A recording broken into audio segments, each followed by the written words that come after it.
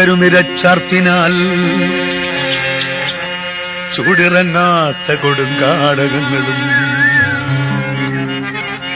ഒന്നിനോടൊന്നു തൊടുന്ന കണക്കിനെ ചിന്നിക്കിടക്കുന്ന കുന്നിൻ നിരകളും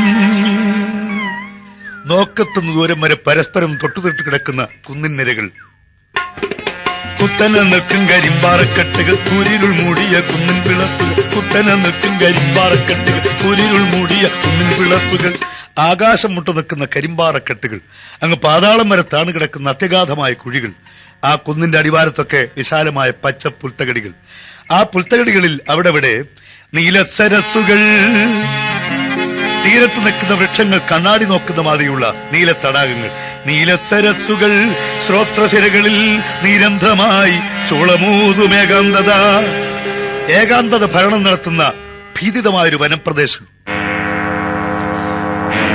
കാട്ടുപക്ഷികളുടെ കളകൂജനങ്ങളും ഇടയ്ക്കിടയ്ക്ക് എന്തൊക്കെയോ വലിച്ചൊടിക്കുന്ന ശബ്ദവുമല്ലാതെ എപ്പോഴും അവിടെ നിതാന്തമായ നിശബ്ദത.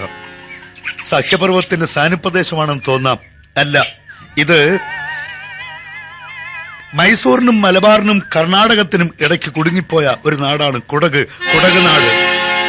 ദക്ഷിണ ഭാരത നാട്ടിൽ കുടകൊരു യക്ഷി മഹാസാമ്രാജ്യം പോൽ, ദക്ഷിണ ഭാരത നാട്ടിൽ കുടകൊരു യക്ഷി മഹാസാമ്രാജ്യം പോൽ, മൈസൂർ മലബാർ കന്നഡമിവയുടെ ഇടയിൽ കുടകു കുടുങ്ങിപ്പോയി. ദക്ഷിണ ഭാരത നാട്ടിൽ കുടകൊരു യക്ഷി മഹാസാമ്രാജ്യം പോൽ. നേരം പുലർന്നു. പ്രഭാത സൂര്യൻ നൽകിയ മഞ്ഞമുണ്ടുകൊടുത്ത് ആ കാട്ടുചെടികൾ നൃത്തമാടുന്നു. വസന്തലക്ഷ്മി നൽകിയ വർണ്ണമാലകൾ ചാർത്തി ആ കാട്ടുപ്രദേശമാകെ അണിഞ്ഞൊരുങ്ങി നിൽക്കുന്നു. അങ്ങ് വലതുഭാഗത്ത് കാണുന്ന ആ മൊട്ടക്കുന്നിൻ താഴേക്ക് വരുന്ന ഒറ്റയടിപ്പാതയിൽ അതാ ഒരു സ്ത്രീ പ്രത്യക്ഷപ്പെട്ടു. അതിസുന്ദരിയായൊരു യുവതി, നന്നായിട്ട് അണിഞ്ഞിട്ടുണ്ട്. നമ്മുടെ വടക്കംപാട്ടുകാരന്റെ നായികയെപ്പോലെ പീലിച്ചുരുൾമുടി കെട്ടിവച്ച് അഞ്ജനം കൊണ്ടവൾ കണ്ണെഴുതി, കണ്ണാടി നോക്കി തിലകം തൊട്ട്, ഏഴുകടലോടി വന്ന പട്ട്, പച്ചോലപ്പട്ട് ചുളിയും തീർത്ത്, ചമയങ്ങളെല്ലാം ചമഞ്ഞൊരുങ്ങി, ചമയങ്ങളെല്ലാം ചമഞ്ഞൊരുങ്ങി. ഒരു നർത്തകിയെപ്പോലെ വിലാസലാസ്യങ്ങളോടുകൂടി അവൾ താഴേക്കിറങ്ങി വരുന്നു. കയ്യിലൊരു നോട്ട് പുസ്തകമുണ്ട്. അവൾ ആ കാട്ടുപൊന്തയിൽ അപ്രത്യക്ഷയായി. ഇങ്ങ് ഇടതുഭാഗത്ത് ആ കുന്നിന്റെ അടിവാരത്ത് ആ താഴ്വരയിൽ കാണാം ഒരു നീണ്ട കെട്ടിടം. കെട്ടിടത്തിന്റെ കെട്ടും മട്ടും കണ്ടിട്ട് ഗൃഹമല്ല, ടൂറിസ്റ്റിൽ സത്രമല്ല, ഗിരിതട ഗ്രാമത്തിൽ പാഠശാല, ഗൃഹമല്ല, ടൂറിസ്റ്റിൽ സത്രമല്ല, ഗിരിതട ഗ്രാമത്തിൽ പാഠശാല, അവിടത്തെ മുഖ്യോപാധ്യായല്ലോ അതുവഴി എത്തിയ മോഹനാംഗി, അവിടത്തെ മുഖ്യോപാധ്യായല്ലോ അതുവഴി എത്തിയ മോഹനാംഗി. പക്ഷെ എന്തിന് ഇത്ര കാലത്തെ അധ്യാപിക അണിഞ്ഞൊരുക്കി വരുന്നു? സ്കൂൾ തുടങ്ങുന്നത് 10 മണിക്കല്ലേ? 10 മണിക്ക് തുടങ്ങും, 4 മണിക്ക് അവസാനിക്കും. സാധാരണ 10 മണിക്ക് സ്കൂൾ ആരംഭിക്കും. 11-11:30 ആവുമ്പോൾ കുട്ടികളെല്ലാം ക്ലാസ്സിൽ വരും. 4 മണിക്ക് സ്കൂൾ വിടും. 3-3:30 ആവുമ്പോൾ കുട്ടികളെല്ലാം വീട് പറ്റും. അതാണല്ലോ സാധാരണ സ്കൂളിന്റെ നടത്തിപ്പ്. ഇത് കേരളത്തിലെ സ്കൂളല്ല, കുടകിലെ സ്കൂള്. 7:30 മണിക്ക് ആരംഭിച്ച് 12 മണിക്ക് അവസാനിക്കുന്ന സ്കൂള്. ഇതാ ആ സ്ത്രീ, ആ അധ്യാപിക ആ കാട്ടുപനിനീർച്ചെടിയുടെ സമീപത്തെത്തി. അവൾ അവിടെ തന്നെ നിൽക്കുന്നു. ആ പനിനീർച്ചെടി അടിമുടി പൂവിട്ട് നിൽക്കുന്ന കണ്ടിട്ട് അവൾക്ക് അവിടുന്ന് ആ സ്ഥലം വിടാൻ വയ്യാത്ത മട്ടിൽ അവിടെ തന്നെ നിൽക്കുന്നു. ചുറ്റും നോക്കുന്നു. ആ പ്രകൃതി ഭംഗി അവളെ വല്ലാതെ ആകർഷിച്ച മാതിരി. ആരോടൊന്നല്ല അവൾ ചോദിക്കുന്നു, ഈ വനഭംഗികൾ ആസ്വദിപ്പാൻ ആരാരി വീട് അണഞ്ഞിടുന്നു, ഈ വനഭംഗികൾ ആസ്വദിപ്പാൻ ആരാരി വീട് അണഞ്ഞിടുന്നു, ആരേലുമെത്തിയാൽ ഈ തലിയിൽ ആയാടാൻ മാത്രം വരുന്നതാവാം, ആരേലുമെത്തിയാൽ ജീവനത്തിൽ നായാടാൻ മാത്രം വരുന്നതാവാം. ജീവന ഭംഗികൾ ആസ്വദിപ്പാൻ ആരാരിവിടെ അണഞ്ഞിടുന്നു. അല്പം പരിഭവ സ്വരത്തിൽ അവൾ ആ പനിർച്ചെടിയോട് ചോദിക്കുകയാണ്, എറച്ചമഞ്ഞു നീ ആർക്കു വേണ്ടി പൂജൂടി നിൽക്കൂ വസന്തലക്ഷ്മി. എറച്ചമഞ്ഞു നീ ആർക്കു വേണ്ടി പൂജൂടി നിൽക്കൂ വസന്തലക്ഷ്മി. അതെന്നൊരു പൂ വെറുക്കാൻ അവൾ തീരുമാനിച്ചു. ഒരു പൂ വെറുത്ത് ഞാൻ എന്റെ തലയിൽ ചൂടിയിട്ടേ പോകുന്നുള്ളൂ. തന്റെ പ്രിയ സഖിയോടെന്ന മാതിരി കൊഞ്ചിക്കൊഴിഞ്ഞ് അവൾ ആ പനിർച്ചെടിയെ സമീപിച്ചു. എനിക്ക് ഈ പൂ മതി, വേണ്ട ഇത് മതി, അല്ല ഇത് മതി, എല്ലാം ഒരുപോലെ നല്ല പൂക്കൾ. ഒരു പൂ വെറുക്കാൻ അവൾ മെല്ലെ ആ പനിർച്ചെടിയുടെ നേർക്ക് കൈ നീട്ടി. അയ്യോ, എന്റെ കൈ, എന്റെ കൈ! ആ കാട്ടിലൊരു വെടിപൊട്ടി. അടുത്ത നിമിഷം അവൾ കൈ കുടയുന്നു. അവളുടെ കയ്യിൽ നിന്ന് ചോര ഇറ്റിട്ട് വീഴുന്നു. അയ്യോ, എന്റെ കൈ, എന്റെ കൈ, എന്റെ കൈ! ചൂണ്ടുവിരൽ നിന്ന് ചോര ഇറ്റിട്ട് വീഴുന്നു. അവൾ ചൂണ്ടുവിരൽ ചുണ്ടുകൾക്കിടയിൽ വെച്ച് ഓർന്നു. അയ്യോ, എന്തൊരു നീറ്റല്, എന്തൊരു നീറ്റൽ എന്റെ കൈ! പ്രത്യക്ഷനായി തോക്കുകക്ഷത്തിടിക്കൊണ്ട് കോമളനിരിയുവാവതൻ സംശത്തിൽ ഇതാ ഗന്ധർവതുലനായ ചെറുപ്പക്കാരൻ അവിടെ മുമ്പിൽ പ്രത്യക്ഷപ്പെട്ടിരിക്കുന്നു. കക്ഷത്ത് തോക്കും, ഒരു കൈയിൽ പുകയുന്ന സിഗരറ്റുമായിട്ട്. ആ സിഗരറ്റ് കൊണ്ട് വലിച്ചെറിഞ്ഞിട്ട് അയാൾ ചോദിച്ചു, വല്ല അബദ്ധം പറ്റിയോ? നിങ്ങൾക്ക് വല്ല അബദ്ധം പറ്റിയോ? മിണ്ടിയില്ലവൾ. ചൂണ്ടുവിരലിൽ നിന്നും ചോര വാർന്നു വീഴുന്നു വീണ്ടും. അവനും അത് കണ്ടു. അയാൾ അടുത്തിരുന്നു. അധികാരമട്ടിൽ അവളുടെ കൈക്ക് കടന്നു പിടിച്ചു. അവൾ കൈവെട്ടി പിടിച്ചെടുത്ത് കളഞ്ഞു. അല്ലേ, മോശമല്ലല്ലോ. എവിടുന്നും കൊണ്ട് വന്ന് കയറി കൈക്കടന്ന് പിടിക്കല്ലേ? ആ മട്ടിൽ അവൾ അയാളുടെ മുഖത്ത് സൂക്ഷിച്ചു നോക്കി ഗൗരവത്തിൽ. അയാൾ പിന്നെയും അധികാരമട്ടിൽ അടുത്തിന്ന് അവിടെ കൈക്കടന്ന് പിടിച്ചു. ശക്തിയായി ശ്രമിച്ചവൾ തൻകരം വിടുവിക്കാൻ പല പ്രാവശ്യവും കൈവെട്ടിപ്പിടിച്ചെടുത്ത് നോക്കി. രക്ഷയില്ല. ശക്തനായ യുവാവിന്റെ കരങ്ങളിലല്ല, ശക്തനായ യുവാവിന്റെ കരങ്ങളിലല്ല. അവരുടെ കരങ്ങൾ ഒരു പക്ഷെ തളിരായിരിക്കാം, ശക്തനായ യുവാവിന്റെ കരങ്ങൾ തളിരല്ല. ഇപ്പോൾ അവരുടെ കൈ അവന്റെ കൈക്കുള്ളിൽ ഒതുങ്ങിക്കഴിഞ്ഞു. ഇതാ ആ ചൂണ്ടുവിൽ നിന്ന് ചോര വാർന്നു വാർന്നു വരുന്നു. അവൻ തന്റെ തള്ളവിരലുകൊണ്ട് ചോര തുടച്ചുടച്ചെടുത്തു. പിന്നെയും ചോര പൊടിഞ്ഞു വരുന്നു. എന്തു ചെയ്യുകയായിരുന്നു എന്റെ ശ്രീമതി? നിങ്ങൾ ആരാണ്? എന്തിനിവിടെ വന്നു? എന്തിവിടെ അനങ്ങാതെ നിൽക്കയായിരുന്നുവോ? ചത്തുപോയേന നിങ്ങൾ. ശ്രീമതി, നിങ്ങളുടെ കച്ചവടം ഒതുങ്ങി പോവായിരുന്നല്ലോ. ചത്തുപോയേന നിങ്ങൾ. ഒരു പുള്ളിമാനെന്ന് തെറ്റിദ്ധരിച്ചു വെടിവെച്ചു ഞാൻ ഭവതിയെ.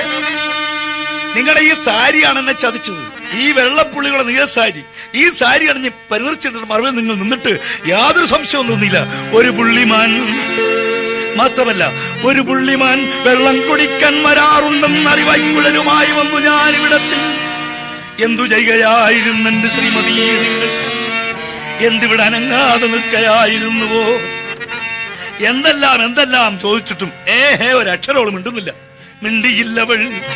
ചൂണ്ടുവിരലിൽ നിന്നും ചോര വാർന്നു വീഴുന്നു വീണ്ടും. അവനും അത് കണ്ടു. എന്താ ചെയ്യേണ്ടത്? അവൻ ചുറ്റും കണ്ണോടിച്ചു. പുല്ലിൽ വീണിട്ടും പുകഞ്ഞെരിയും സിഗരറ്റിന്റെ തുണ്ടിൽ നിന്നൽപ്പം ചാരം നുള്ളിവെച്ചവൻ കോൾവാ നിറച്ചെന്നമർത്തി തൻ പുള്ളിത്തുവാലയാലെ ഭദ്രമായി മുറികെട്ടി. അവന്റെ തുവാല കൊണ്ട് മുറിവെട്ടിട്ടവൻ പറഞ്ഞു, നനയ്ക്കരുത് കേട്ടോ, 2-3 ദിവസത്തേക്ക് നനയ്ക്കരുത്, സൂക്ഷിക്കണം. പിടിവിട്ടവൻ മുറിവ് വെച്ച് കെട്ടിയാ പിന്നെ കൈക്ക് പിടിച്ചേക്കേണ്ട കാര്യമില്ലല്ലോ. പിടിവിട്ടവൻ. എന്തെങ്കിലും ഗുണമോ ദോഷമോ അവൾക്ക് പറയാനുണ്ടെങ്കിൽ ഇപ്പൊ പറയാം. ഒരക്ഷരം പറയാതെ അവൾ തിരികെ പോകുന്നു. പക്ഷേ അവൾ ഉടുത്തിരുന്ന സാരിയുടെ തുമ്പ് ചേലാഞ്ചലം പനിനീർച്ചെടിയുടെ കൊമ്പിലൊന്നുടക്കിപ്പോയി. അയാൾ അവളെ വിട്ടെങ്കിലും പനിനീർച്ചെടി അവളെ വിടുന്ന ലക്ഷണമല്ല. പനിനീർച്ചെടിയുടെ കൊമ്പിലൊന്നുടക്കിപ്പോയി. ചടുതി യുവാവിന്റെ കരങ്ങൾ അവിടെത്തി. അവൻ ആ ഉടക്ക് എടുക്കാൻ ശ്രമിക്കുന്നു. ഉടക്കു വിടുത്തുവാനൊത്തുവെങ്കിലും തന്റെ മിടുക്കു കുറവിനാൽ കീറിപ്പോയി ചലാഞ്ചലം. ക്ഷമിക്കണം, സോറി, നിങ്ങളുടെ സാരി അല്പം കീറിപ്പോയി. രാവിലെ നല്ല സോറി ആയിപ്പോയി. കൈ മുറിവേൽപ്പിച്ചത് മാത്രമല്ല സാരി മരിച്ചു കീറി. ഒക്കെ സഹിക്കാൻ വയ്യാത്ത സങ്കടവും അടക്കാനാവാത്ത ദേഷ്യവും വന്നു. അവളുടെ മുഖത്ത് രൂക്ഷമായിട്ട് നോക്കിയിട്ട് തിരികെ പോയി. ഒരു 10-25 വാര മുമ്പോട്ട് പോയി കാണും. പെട്ടെന്ന് അവൾ മടങ്ങി വരുന്നു. അവൾ ചുറ്റും നോക്കുന്നു. പുസ്തകം, എന്റെ പുസ്തകം. അതാ ആ യുവാവ് ഓരോന്നായി മറിക്കുന്നു. പേജുകൾ അലസമായി. പുസ്തകം അയാളുണ്ട്. അയാളെ മരത്തിൽ ചാരിയിരിക്കുന്നു. തോക്കൊരു ഭാഗത്ത് ചാരി വെച്ചേക്കുന്നു. സിഗരറ്റും പുകച്ച് വളരെ അലസമായി ആ പുസ്തകത്തിന്റെ താളുകൾ ഓരോന്നോരോന്നായി മറിക്കുന്നു. അവൾ അടുത്തി നിന്നു. പുസ്തകം, അവൾ ആവശ്യപ്പെട്ടു. പുസ്തകം, എന്റെ പുസ്തകം. ആഹാ, അപ്പൊ നിങ്ങൾക്ക് സംസാരിക്കാൻ അറിയാല്ലേ? ഞാൻ വിചാരിച്ചു ഊമയാണെന്ന്. പുസ്തകം തരാം, ഒന്ന് വായിച്ചു നോക്കട്ടെ. ഞാൻ ടീച്ചിങ് നോട്ട് അതിലൊന്നും വായിച്ചു നോക്കാനില്ല. മനുഷ്യ, അത് കുട്ടികളെ പഠിപ്പിക്കാനുള്ള ടീച്ചിങ് നോട്ടാണ്. ഇന്ന് തരൂ. അയാൾ പുസ്തകം കൊടുത്തില്ല. പിന്നെയും താള് മറിക്കുകയാണ്. എന്തൊരു കൈയക്ഷരം. ആരോടൊന്നില്ല അവൻ പറയുന്നു. എന്തൊരു കൈയക്ഷരം. അവരുടെ മുഖത്ത് ഉറ്റുനോക്കിയിട്ട് അവൻ പറഞ്ഞു, കൊതി തോന്നുന്നു കണ്ടിട്ടല്ല വിശ്വസേ, ആ കൈവിരൽ പോൽ മനോഹരം. നിങ്ങളുടെ കൈവിരലുകൾ പോലെ തന്നെ എത്ര സുന്ദരമായിരിക്കുന്നു അക്ഷരങ്ങൾ. എത്ര മോശമാണ് എന്റെ ഹാൻഡ് റൈറ്റിംഗ്. അതാണല്ലോ ഇത്ര നാളായിട്ടും ഞാനൊരു പെണ്ണിന് പോലും എഴുതാൻ മടിക്കുന്നതൊരു കാമലേഖനം. എന്റെ പുസ്തകം തരൂ.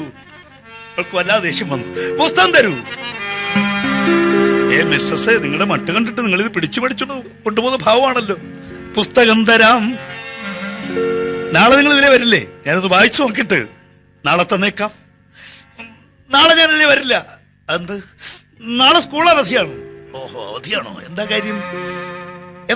അറിഞ്ഞൂടെ? നാളെ പുത്തരിയല്ലേ? ഓ, ഐ സി, നാളെ പുത്തരിയാണല്ലേ? അത് ഞാൻ അറിഞ്ഞില്ല. എങ്കിൽ മറ്റന്നാളാട്ടെ. എന്നേക്കാട്ട് സ്കൂൾ അടയ്ക്കല്ലോ. മറ്റന്നാൾ സ്കൂൾ തുറക്കുമല്ലോ. മറ്റന്നാളാട്ടെ. പിന്നെ തൂവാല ഇലക്കിക്കൊണ്ടരണം, മറക്കല്ലേ. ആ തൂവാല ഞാൻ നിങ്ങൾക്ക് അങ്ങ് തന്നല്ലേ കേട്ടോ. മറ്റന്നാൾ വരുമ്പോ ഭംഗിയായിട്ട് അലക്കി തേച്ച് പൗഡറും പൂശി കൊണ്ട് തന്നേക്കണം. തൂവാല തിരിച്ചു വരുമ്പോ പുസ്തകം തിരിച്ചു തന്നേക്കാം. മിസ്റ്റർസേ, ഈ വന്ന കാലത്ത് ആരെയും വിശ്വസിക്കാൻ കൊള്ളൂരുന്നേ. എന്റെ തൂവാല നിങ്ങളുടെ കൈവശമുണ്ട്, നിങ്ങളുടെ പുസ്തകം എന്റെ കൈവശമുണ്ട്. നിങ്ങൾ തൂവാല തിരിച്ചു വരുമ്പോ പുസ്തകം തിരിച്ചു തന്നേക്കും. തീർന്നല്ലോ. മറ്റന്നാൾ രാവിലെ ഞാനവിടെ കാത്തു നിൽക്കും. പിന്നെ കൃത്യസമയത്തിന് വന്നേക്കണം. എന്നെ മെനക്കെടുത്തരുത്. ജോലിയുള്ളവനാണ്. കൃത്യസമയത്തിന് വന്നേക്കണം. ഒരു പക്ഷെ നിങ്ങൾ വരുമ്പോ ഞാൻ ഇവിടെ ഇല്ലെങ്കിൽ ആ റേഞ്ചർ ഓഫീസിലെ മിസ്റ്റർ ദേവയ്യൻ എവിടെ എന്ന് ആരോട് പറഞ്ഞു. റേഞ്ചർ ഓഫീസിലെ മിസ്റ്റർ ദേവയ്യൻ, മറക്കണ്ട. റേഞ്ചർ ഓഫീസിലെ മിസ്റ്റർ ദേവയ്യൻ. ഉത്തരങ്ങൾക്ക് വന്ന് കാതൽക്ഷണം കക്ഷത്തു തോക്കുമായി പൊയ്ക്കളഞ്ഞായവൻ.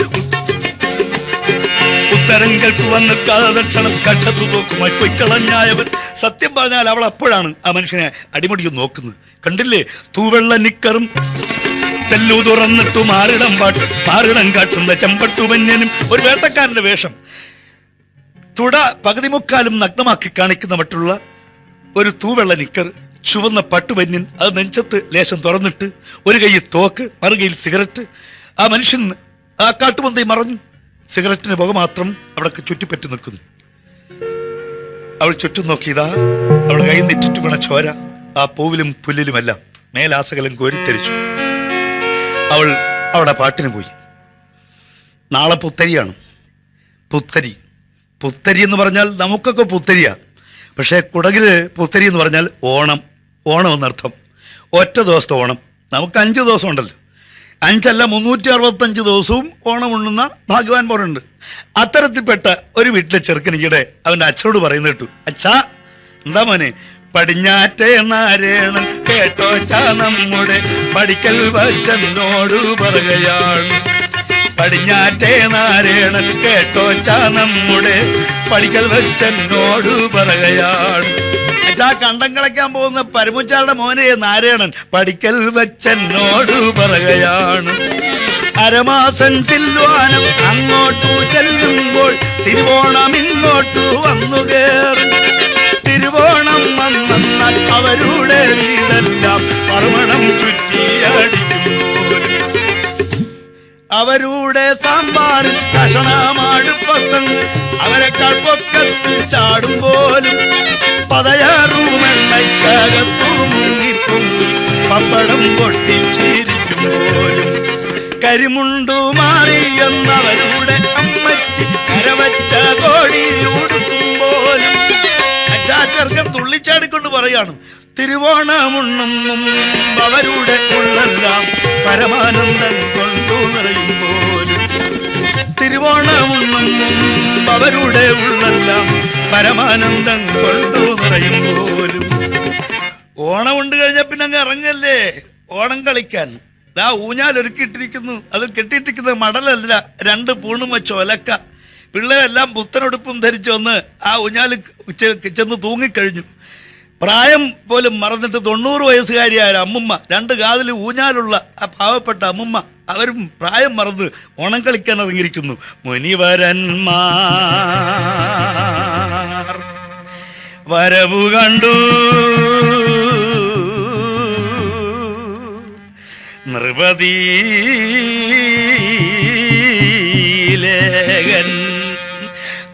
ത്രേതായുഗത്തിൽ പിടിയാ വല്യമ്മ പിടിക്കുന്നത്. അപ്പുറത്ത് ദാ കുറെ കുട്ടികൾ തുമ്പി തുള്ളാനിരിക്കുന്നു. ഒരു പെണ്ണിനെ പിടിച്ച് നടുക്കിരുത്തി കുറെ കുട്ടികൾ ചുറ്റുവരുന്ന് ചോദിക്കുന്നു, എന്തമ്മേ തമ്പുരാട്ടി തുള്ളാതിരിക്കണത്, എന്തൊക്കെ വേണമെങ്കിലും കൊണ്ടന്നു തന്നിടാമേ. എന്തമ്മേ തമ്പുരാട്ടി തുള്ളാതിരിക്കണത്, എന്തൊക്കെ വേണമെങ്കിലും കൊണ്ടന്നു തന്നിടാമേ. അതിനപ്പുറത്ത് ആ സ്ത്രീകൾ 2 സെറ്റായിട്ട് മാറിയിരിക്കുന്നു. ഒരു കൂട്ടർ ആൺകൂട്ടരാണ്, മറ്റേ സെറ്റ് പെൺകൂട്ടർ. പെണ്ണുകളിപ്പാട്ട്. ഇഞ്ചിത്താരെ പെണ്ണുണ്ടോ, ഇരുമിച്ചിത്താരെ പെണ്ണുണ്ടോ, ഇഞ്ചിത്താരെ പെണ്ണില്ല, ഇരുമിച്ചിത്താരെ പെണ്ണില്ല. മഞ്ചാടിഞ്ചി പെണ്ണുണ്ടോ, മാതളത്താരെ പെണ്ണുണ്ടോ, മഞ്ചാടിഞ്ചി പെണ്ണില്ല, മാതളത്താരെ പെണ്ണില്ല. അങ്ങോട്ടിങ്ങോട്ടാഞ്ഞും വാങ്ങിയും അങ്കോ വാങ്ക വിലാസമോടും, അങ്ങോട്ടിങ്ങോട്ടാഞ്ഞും വാങ്ങിയും അങ്കോ വാങ്ക വിലാസമോടും. അത് പെണ്ണുകളിപ്പാട്ട്. ഇപ്പുറത്ത് പാവാടക്കാരി പെൺപിള്ളേര്, അവര് തിരുവാതിരയ്ക്കൊരുങ്ങിയിരിക്കുന്നു. കൈ ഉയർത്തി താളമടിച്ച് ചൂട് വെച്ചു വട്ടത്ത് ചുവട് വെച്ച് അവർ പാടുന്നു. സൂര്യകൂല രാമനായ വീരമുള്ള രാമൻ, സൂര്യകൂല രാമനായ വീരമുള്ള രാമൻ. സന്ധ്യയായപ്പോഴേക്ക് കരടികൾ ഇറങ്ങി കഴിഞ്ഞു. ഇത്ര വിശദമായിട്ട്, ഇത്ര വിശാലമായിട്ടൊന്നുമില്ല, വിസ്തരിച്ചൊന്നുമില്ല. കുടകിലെ ഓണം പുത്തരി ഒറ്റ ദിവസം കൊണ്ടങ്ങ് അവസാനിക്കുകയാണ്. പുത്തരിയുടെ തലേന്നാൾ രാത്രിയിൽ എല്ലാവരും വേട്ടയ്ക്ക് പോയി മാനിറച്ചു കൊണ്ടുവരും. മാനിറച്ചു കൊണ്ടുവന്ന് കൊത്തിയറിഞ്ഞ് വേവിച്ച് മസാലയും ചേർത്ത് ആ വാർപ്പ് നിറച്ചിട്ടിരിക്കുന്നു.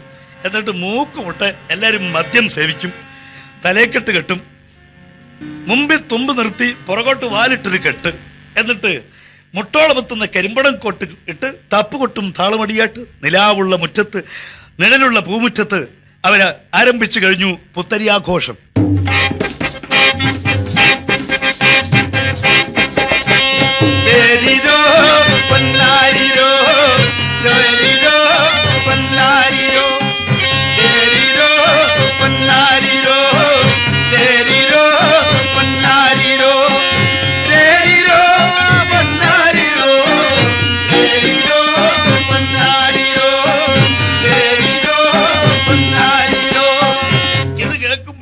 കുടകിലെ പെൺകുട്ടികൾ, സുന്ദരിമാരായ കന്യകമാർ, അവരുടെ ദേശീയ വസ്ത്രങ്ങൾ അണിഞ്ഞ് തൂവെള്ളപ്പാവാടയും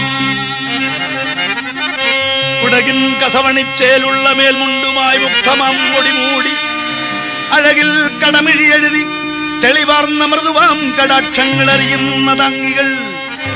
അവർ കാല് ചിലങ്ക കെട്ടി നൃത്തലോലകളായിട്ട് ഇറങ്ങി വരുമ്പോഴേക്ക് കൂടുതൽ ആവേശം കൊണ്ട് ആണുങ്ങൾ പാടിക്കൊടുക്കും.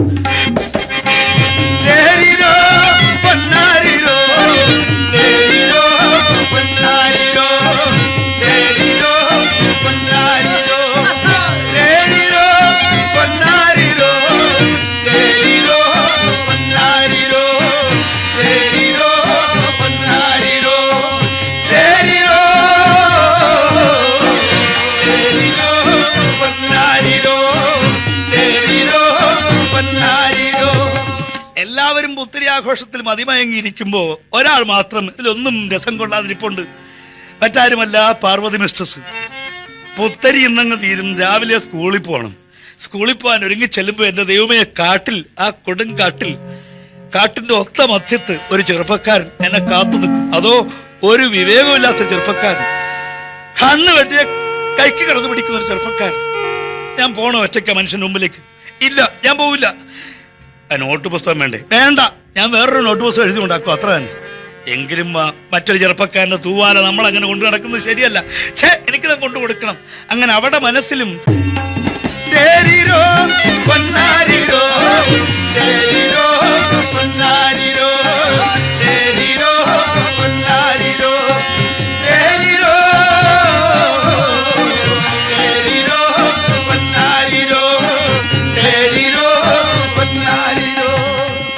നേരം പുലർന്നു. നർത്തകരെല്ലാം വീണുറക്കമായി. പാർവതിക്ക് വിശ്രമിക്കാൻ സമയമില്ല. പെട്ടെന്ന് അവള് സ്കൂളിൽ പോകാൻ ഒരുങ്ങി. ചമഞ്ഞു പാർവതി പതിവിലുമേറെ ചമഞ്ഞിറങ്ങി പുലർന്നപ്പോൾ, ചമഞ്ഞു പാർവതി പതിവിലുമേറെ ചമഞ്ഞിറങ്ങി. അന്ന് അവൾ സാധാരണ കവിഞ്ഞ മട്ടിൽ അണിഞ്ഞൊരുങ്ങി. അവൾക്ക് ഏറ്റവും ഇഷ്ടപ്പെട്ട അവിടെ നിറത്തിന് ചേർന്ന സാരി എടുത്തണിഞ്ഞു. കുറെ അധിക നേരം അവൾ കണ്ണാടിയുടെ മുമ്പിൽ സമയം ചെലവഴിച്ചു. എന്തിനാണെന്ന് അറിഞ്ഞില്ല, അവൾ അന്ന് അധികം അണിഞ്ഞൊരുങ്ങി. അവൾ പുറപ്പെട്ടു. അടുത്തു കൊച്ചു തടാകം അവൾക്കോ അടക്കുവാനൊരു തുട്ടിടിലം, അടുത്തു കൊച്ചു തടാകം അവൾക്കോ അടക്കുവാനൊരു തുട്ടിടിലം.